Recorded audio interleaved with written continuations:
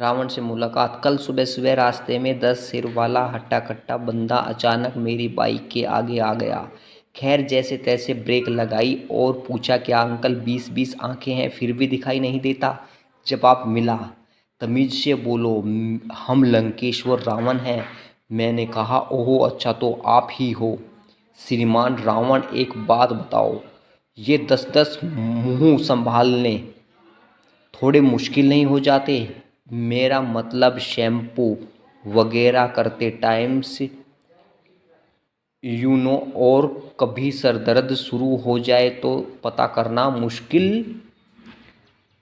हो जाता है कि कौन से सर में दर्द हो रहा है। रावण, पहले ये बताओ तुम लोग कैसे डील करते हो इतने सारे मुकुटों से?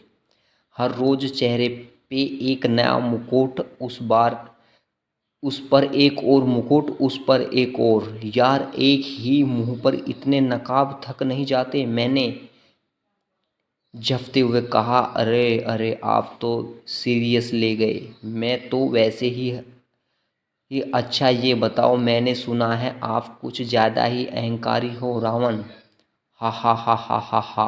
अब इसमें हंसने वाली क्या बात थी? कोई जोक मारा क्या मैंने?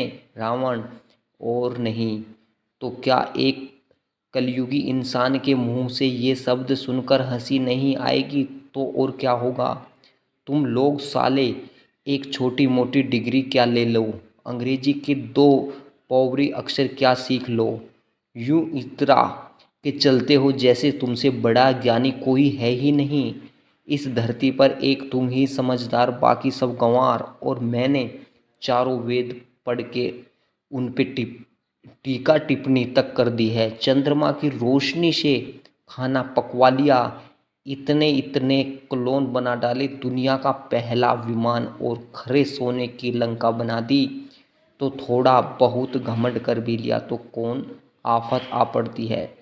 मैं थोड़ा सा और संकुचाते हुए, चलो ठीक है बॉस, ये तो जस्टिफाइड कर दिया आपने, लेकिन लेकिन गुस्सा आने पर बदला चुकाने को किसी की बीवी ही उठा के ले गए? दूसरा मजाक है का? बीवी ने कुछ छोटी मोटी साइकिल से हो गई, दिल किया उठा ले गए? बताओ। एक पल के लिए रावण महाशय तनिक सोच में पड़ गया।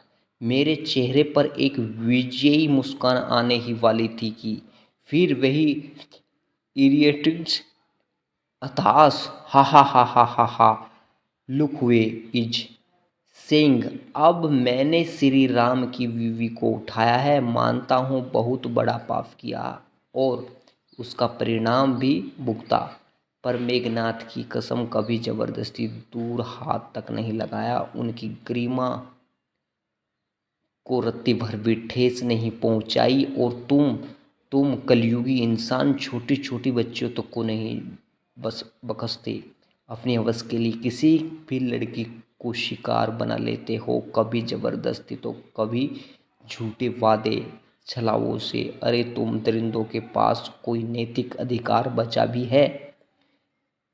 भी मेरे चरित्र पर उंगली उठाने का फोकट में ही इस बार शर्म से सर झुकाने की बारी मेरी थी, पर मैं भी ठहरा पक्का इंसान। मजाक उड़ाते हुए बोला, अरे जाओ जाओ अंकल, दशहरा कल ही है, सारी हेकड़ी निकाल देंगे देखना। और इस बार लंकेश्वर जी इतनी जोर से हंसे कि मैं गिरते गिरते बचा। यार तुम तो नवजात सिंह सिद्धू के भी बाप हो, बिना बात इतनी जोर जोर से काहे हंसते हो? ऊपर से एक भी नहीं 10-10 मुंह लेके कान का पर्दा फाड़ दो जरा, और जोर से हंसो तो। रावण यार तुम बात ही ऐसी करते हो। वैसे कमाल है तुम इंसानों की भी, विज्ञान में तो बहुत तरक्की कर ली, पर कॉमन सेंस ढेले का भी नहीं है।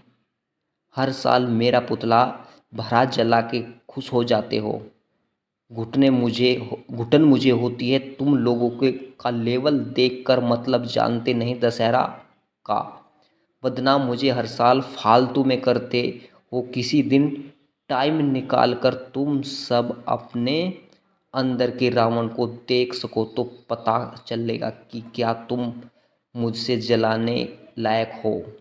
जलाना छोड़ो, तुम आज के तुच्छ इंसान मेरे पैर छूने लायक भी नहीं। बाकी दिल बहलाने को कुछ भी करो। और उसके बाद मेरी हिम्मत जवाब दे दे गई और मैं पतली गली से निकल लिया।